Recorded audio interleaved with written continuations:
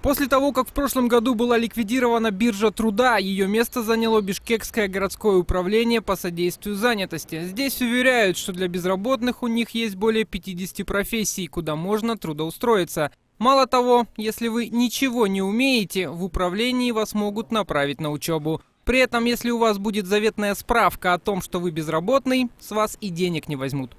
По итогам 2018 года охвачено 150 тысяч человек, это охвачены услугами содействия занятости. Это трудоустройство, переобучение в профтехучилищах, лицеях, общественно оплачиваемые работы и также консультативная помощь. В Минсоцразвитии при этом отмечают, что и они идут в ногу со временем. Так, на немецкие деньги было разработано специальное программное обеспечение информационной системы рынка труда. Это что-то вроде сайта о работе, только с госучастием, где и работодатель, и ищущий работу найдут то, что искали. По данным Росстаткома, у нас по республике численность безработных составляет 174 тысяч безработных граждан. Официально у нас состоящих на учете количество 81 тысяча безработных граждан. Но не все кыргызстанцы становятся на учет, ведь система, к сожалению, не идеальна. Да и не у всех граждан сегодня есть нужные документы. И даже те, кто пробовал искать работу через биржу, говорят, что много там не заработаешь. Это 10,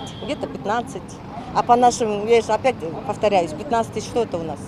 А здесь и стоят люди, хотя бы 30 тысяч в месяц, если стабильно. Вот мужика нормально, мужики в месяц до 40 тысяч зарабатывают. Если нормальная настройка, нормально же? Или он за 15 тысяч будет горбатиться, там, грузчиком будет там эти ящики, так сказать, за 15. Или здесь он 40 тысяч заработает, видишь, разница. Поэтому вот люди стоят здесь.